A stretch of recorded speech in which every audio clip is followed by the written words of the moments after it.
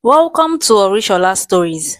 Kindly subscribe to our YouTube channel and don't forget to like and comment.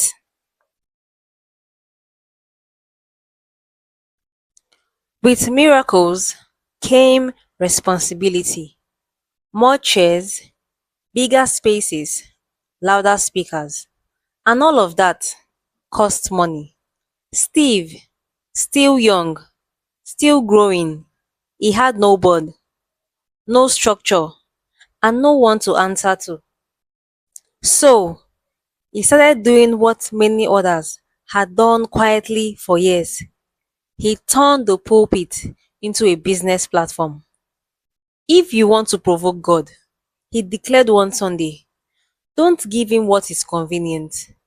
Give him what costs you something. People stood up. A man dropped his 20,000 naira. Another woman dropped her gold chain. And a single mother dropped the keys to her sewing machine. And all Steve had to say was, God will remember you.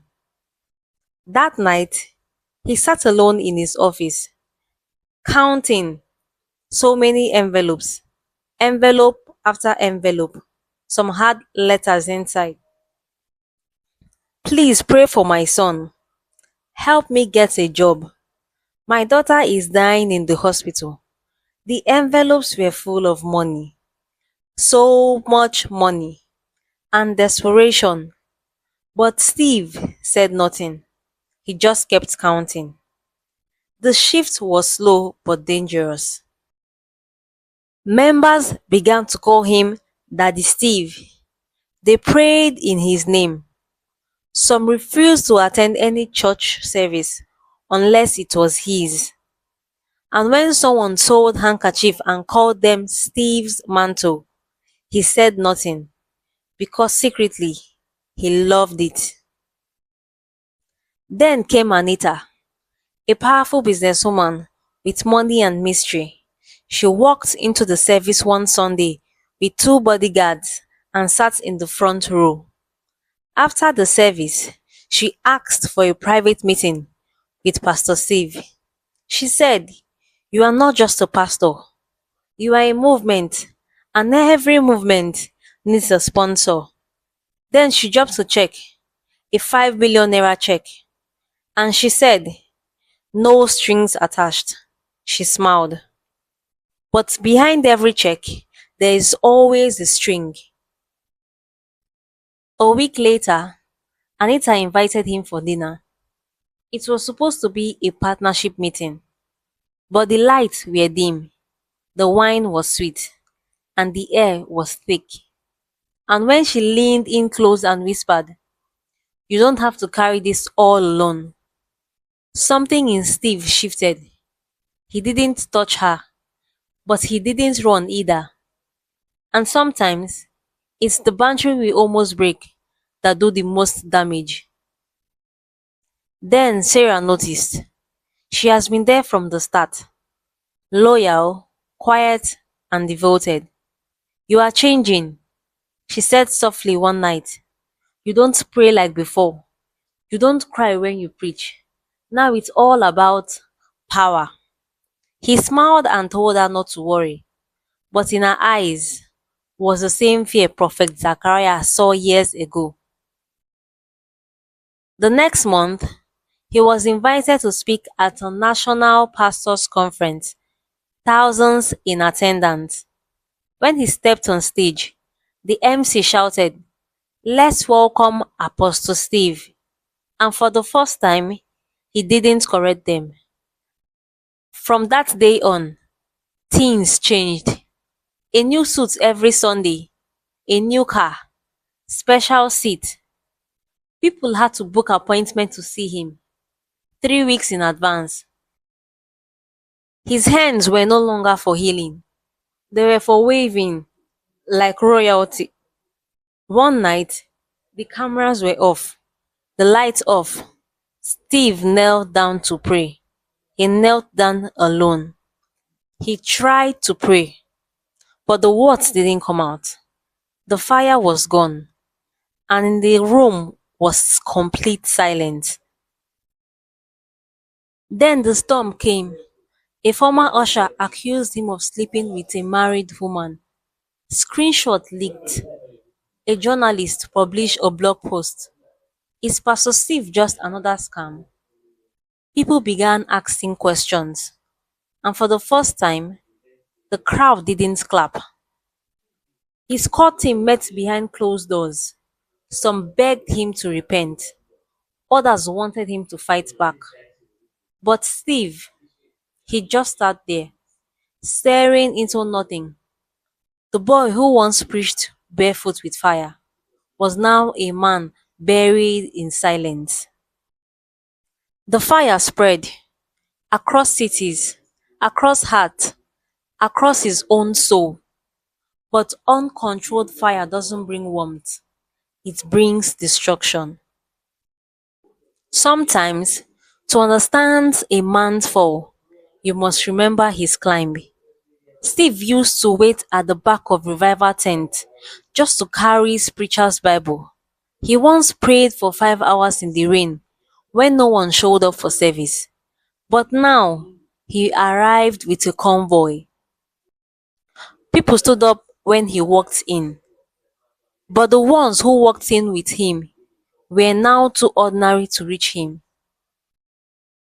They moved into a new cathedral, marble floors, air conditioning, 24-hour power, 5 plasma screens, one big throne like chair in the middle, gold painted velvet seat. Steve called it the seat of authority. Some people clapped, others stared in silence. Elder Ayodele had been with the ministry since the first service, quiet, humble, and disciplined. He called Steve quietly. "My son," he said softly, "we are now growing in size, but shrinking in spirit." Steve paused, then smiled. "Thank you, sir. I'll pray about it." But deep down, he has stopped listening to elders a long time ago. Then came the Covenant Partnership Program, 4 levels: bronze, 50,000 naira monthly; silver, 100,000 naira monthly; gold, 250,000 naira monthly; heavens elite, 1 million naira and above. Each level has its benefit: reserved seat, private prayer line. The higher the seed, the faster the access. One flyer even said, "Don't wait in the queue for your breakthrough." The workers who used to serve with passion now served with exhaustion. Choir members fainting during rehearsals. Ushers borrowed money just to buy uniforms. And during one workers' retreat, Sarah stood up and wept. "This is not the fire we started with," she said, but her voice was drowned by the applause for the next motivational speaker.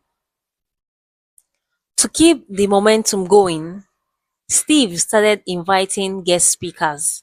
Some were true preachers, some were gifted manipulators. One of them stood on the altar and said, "There's a woman here. Your husband's name is Femi, and he wears size 42 shoes." The woman screamed. But what she didn't know was that her registration form had been shown to the guest speaker backstage.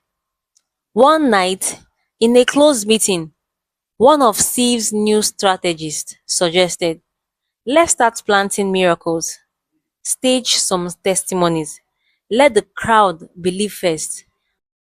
Steve didn't say yes. He didn't say no either. He just stayed silent. And in silence, permission was born. One quiet Monday, an old friend came visiting. Pastor Daniel, a soft-spoken preacher with a small church in Ibadan. "You are doing big things, my brother," he said. They spoke for hours. But before he left, Daniel paused at the door. "Steve, if God asked you to shut it down now, today, would you?" Daniel forced a smile. That's not my portion. But the question lingered long after the door closed. That night, Steve had another dream. He stood inside a large building, his cathedral. The walls caught fire. People were screaming. Some ran toward him for help, but his hands were tied up behind his back. He woke up, panting, sweating, still refusing to ask what it meant. After a midweek service, a woman came to him crying. A young lady, quiet and nervous. "Sir, I'm pregnant." "God will take care of you," he said. "It's yours," she whispered. The room fell silent. Steve didn't speak. He didn't even respond. He didn't even look surprised. He just closed his eyes slowly and signed.